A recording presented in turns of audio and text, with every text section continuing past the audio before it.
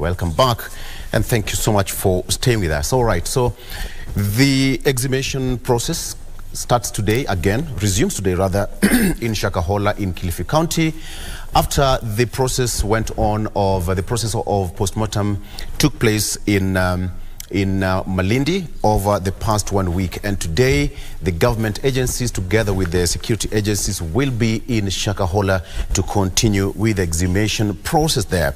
But I would like us to have a complete 360 picture of what it is all about and how it looks like in that vast area in Kilifi County. And that is why I'm joined by Kilifi County Governor Gideon Mungaro, joining me via Zoom all the way from Kilifi County. Governor, good morning and welcome to KBC Channel 1. Good morning, thank you. Absolutely. It must have been a very busy week and probably 2 weeks for you, Governor. Would you please just help us and paint a picture of how the situation is in your county? I think the situation is, you can hear in the whole country that, and maybe in the world at the moment, that Kilifi has this not very good publicity at the moment because of this story. But yeah, we are moving on. Kilifi people are resilient, so I'm sure we'll get over it. The situation is now the homicide team finalized the autopsies at the Malindi Hospital, and now today they are moving again back to start exhuming more bodies. There is, of course, the weather is not very conducive at the moment. Shakahola has not been raining that much, so probably they'll be able to get on. But Governor, again, because for the sake of our viewers, you have been there, and I'm made to understand that you had an aerial survey of that vast region. Would you please kindly paint for us a picture? What is Shakahola all about? How is it? How big is that region?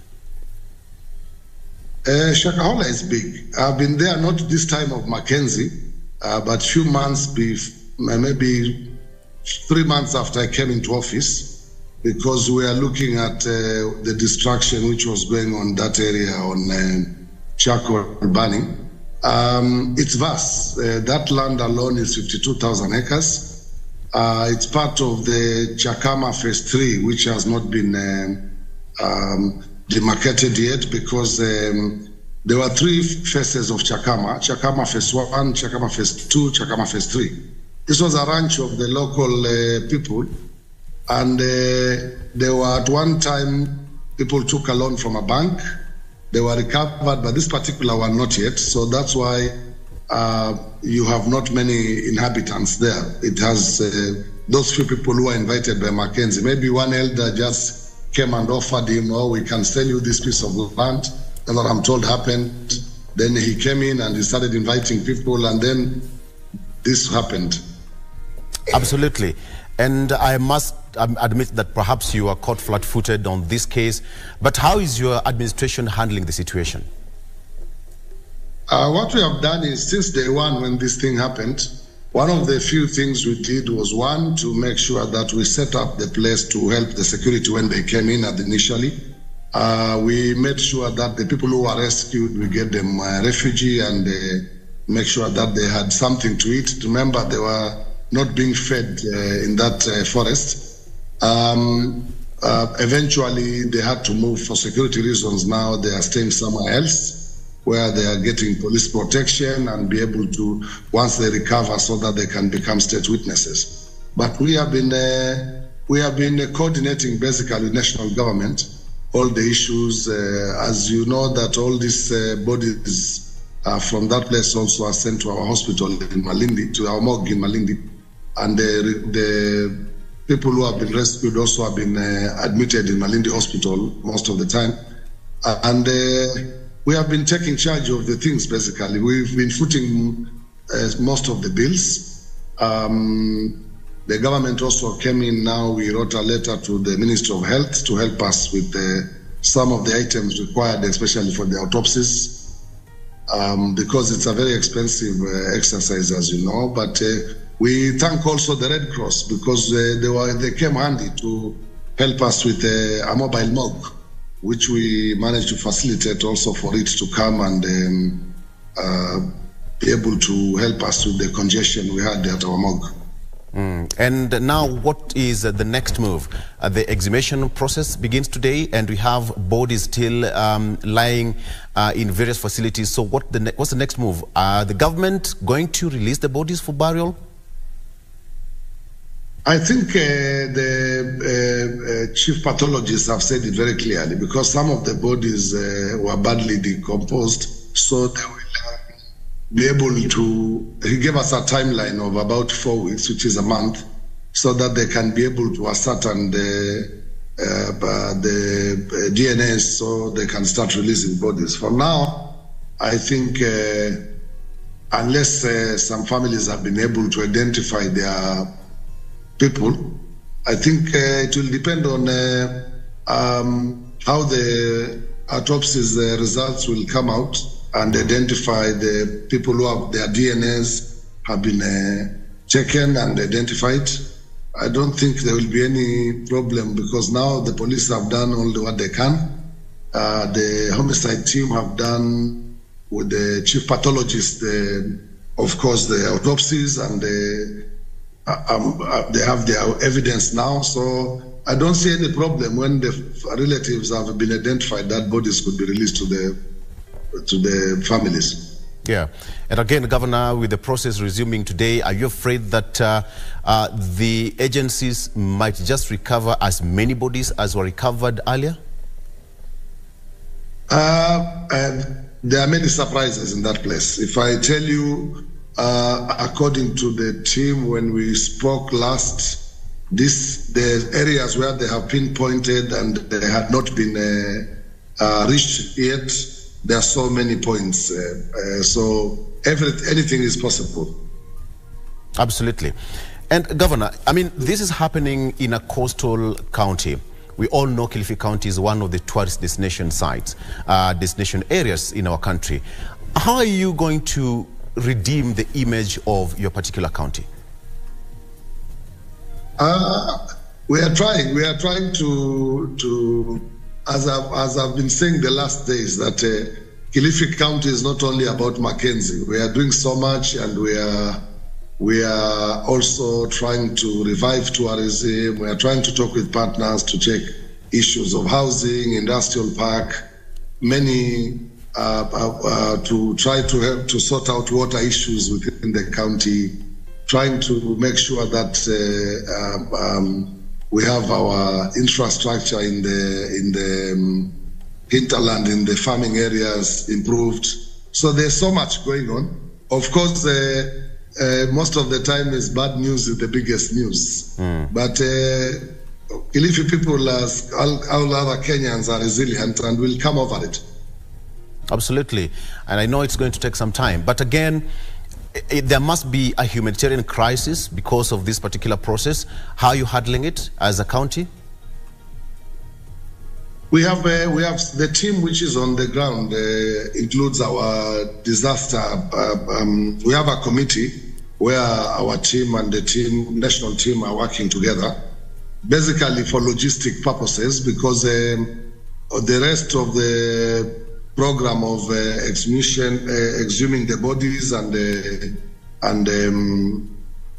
autopsies to get evidence for eventually presenting in court is being done by the homicide team.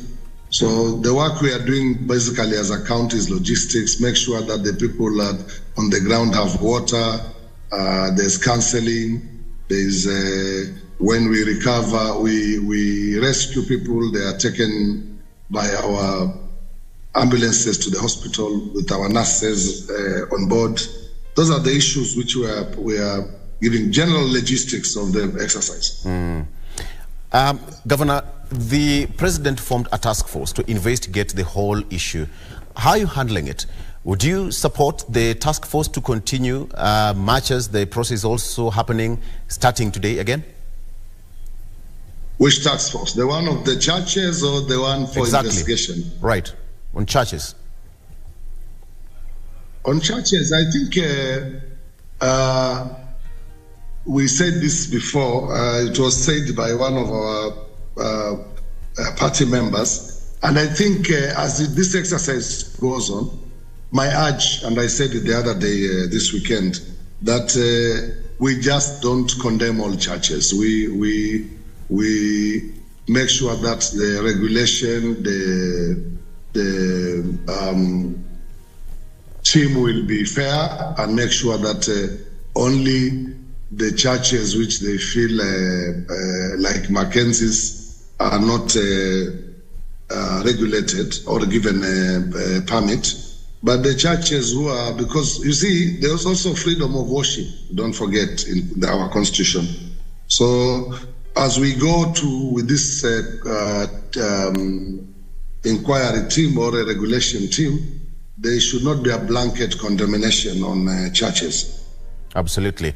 And Governor, I'm also reminded to ask you that will the media this time around be allowed to access the area?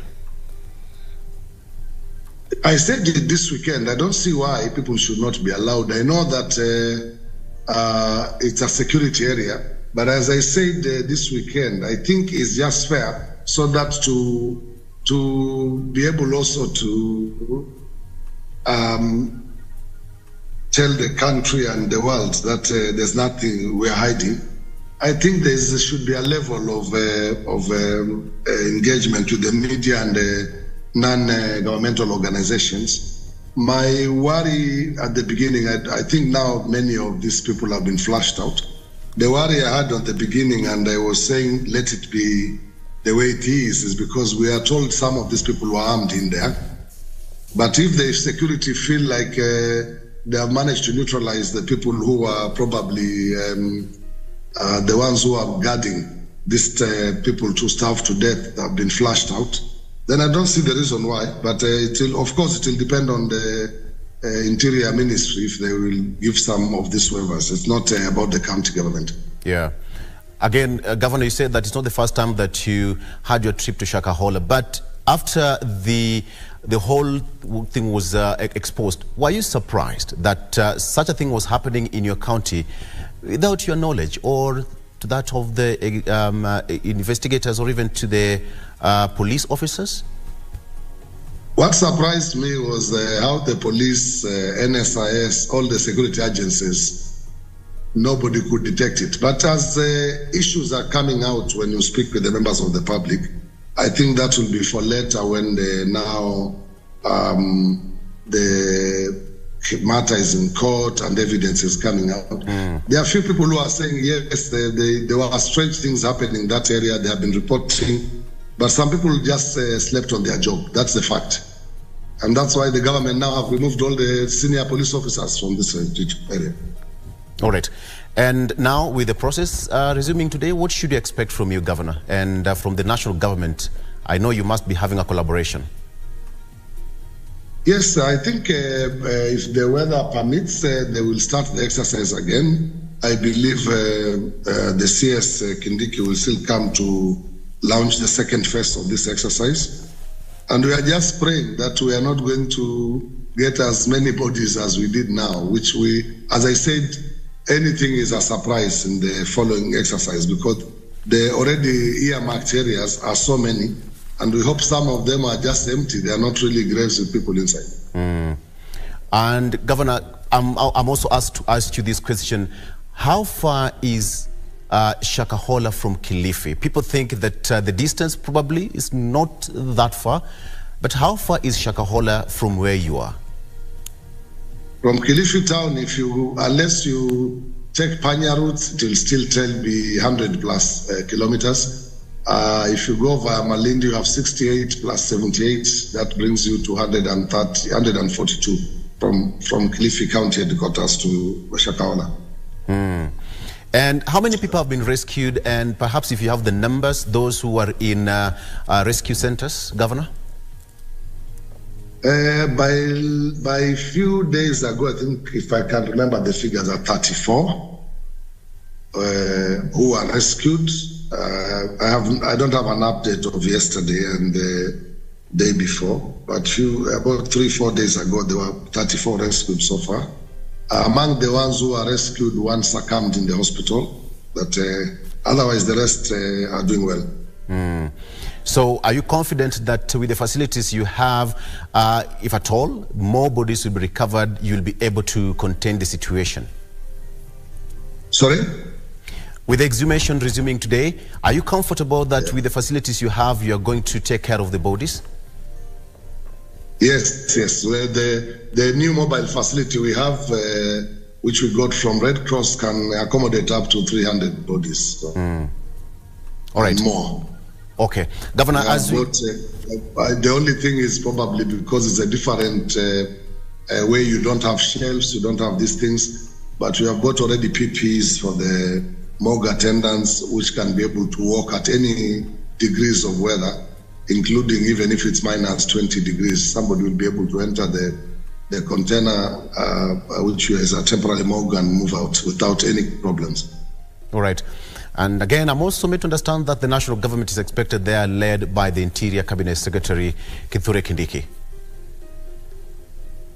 Yeah, he said he will be coming today. I don't have yet the updates what time he'll arrive, but he should be here today. When he says he comes, so I'm sure he will be there. Absolutely. And one of the new things they had embarked on, they have been using other technologies nowadays, even the team on the ground, including drones. There is also, there's also been a directive that they will be using also choppers to for surveillance. And Governor, finally now, as the governor of that particular area, what would you tell Kenyans at this particular point? What could I?